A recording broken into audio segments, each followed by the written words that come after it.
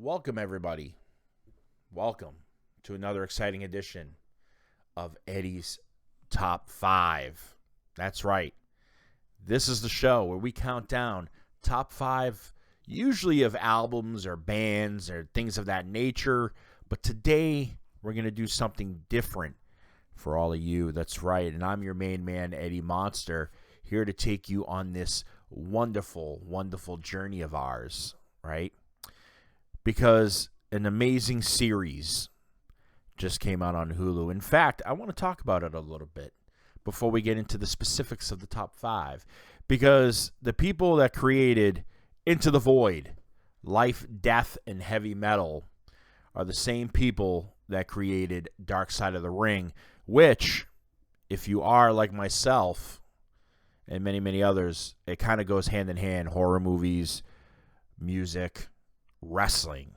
And Dark Side of the Ring is a series that is all about the craziest stories in wrestling and exposing them and presenting them to the public for the first time to kind of get their, a grasp of why these events are so significant in the world of sports entertainment, professional wrestling, whatever you want to call it. So,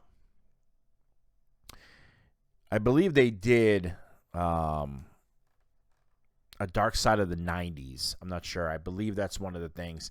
And there's various other things they've done. But they teamed up with Hulu, and they created Into the Void, Life, Death, and Heavy Metal to give the same treatment to some of the craziest stories in metal and present them to everybody. That's right.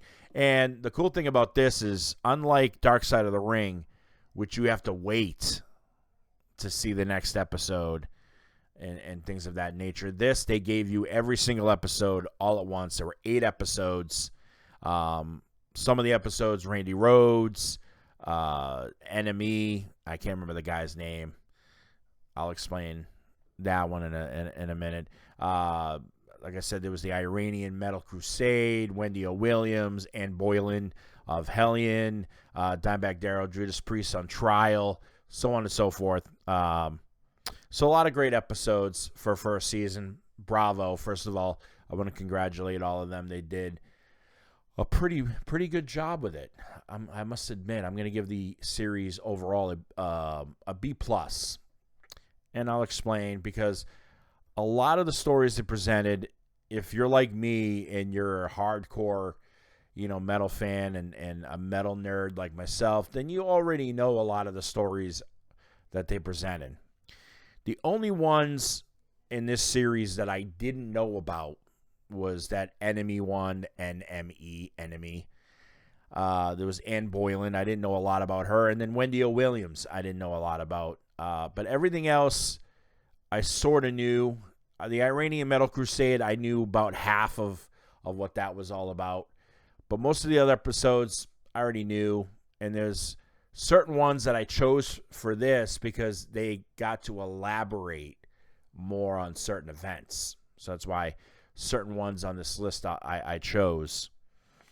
So without further ado, let's get into it. My top 5, and I'll explain why they're my top 5 and just about anything else having to do with the episode. Coming in at number 5 is the Wendy O. Williams episode. Now, I only knew pretty much a tiny bit about Wendy O. Williams. All I knew was that she was crazy, and she was way ahead of her time. That is for sure.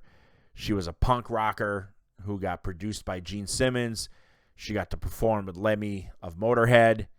So she was a badass. But I didn't know a lot about her. I didn't know a lot about her upbringing and things of that nature. And when she went to New York, she ended up hooking up with this guy. You never see his face throughout the episode. I don't know why. I don't know if he's afraid the government's still going to come after him or something of that nature, whatever it may be. But he doesn't appear.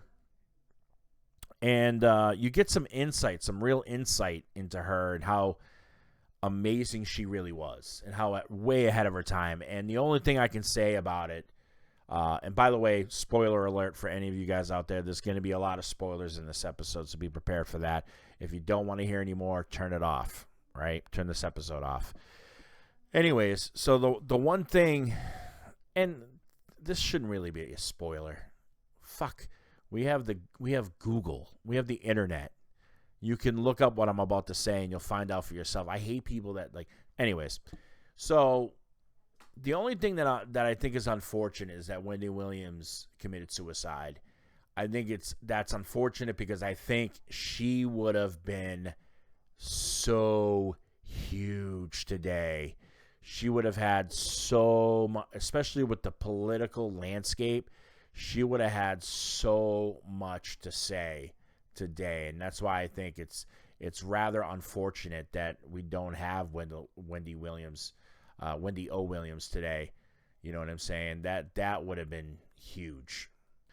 And it's also just the fact that she was such a pioneer, that she kind of said F you to the system, you know what I mean? And said that women can do what men can do in this business. And you'll learn that as well, that was a struggle for Ann Boylan when you get to her episode. But anyways, coming in at number 4, we've got Randy Rhoads. Obviously, it was the first episode. Why not? Ozzy had just passed away. It made sense. There's not a whole lot in this that you don't already know. There's a few things here and there that they sprinkle in. One of the things I didn't know about was the bus driver, and in the aspect of, I knew he flew the plane, but I didn't know that him and his wife were going through a divorce, and while in the bus, she happened to be traveling with them on the bus, and basically she did this the whole time at him, probably telling him, you're a piece of crap, you're this and this and that, that's why I'm divorcing you, I'm probably fucking some other guy, who knows, right? Anyways, so when he was flying the planes, the reason he came, or what we think, allegedly, I'll say allegedly, is the reason he flew down, is because he was aiming for her, because she was standing right outside the bus. So allegedly, that's why he flew low. So those are some of the things. Everything else, you already know about. Ozzy was struggling so hard. You knew that if Rudy Sarzo and them didn't, continue that tour, Ozzy probably would have drank himself to death. We know all those things. We know how close they were. And God bless Ozzy and God bless Randy Rhoads for everything. Tune into the Ann Boylan episode, because you'll find out one of Randy's students was her guitar player. Pretty cool. And you'll find out who it is if you watch that episode. Anyways, coming in at number 3, we've got the Iranian Metal Crusade, which is about this band called Confess, and how they almost fucking died, dude. And died for playing heavy metal music. So basically, they were being accused of blasphemy, right? And being accused of, I don't know how they, but basically speaking negatively about God and things of that nature, which they really weren't speaking about God. They were talking about their government. And unfortunately, in that kind of a government in Iran,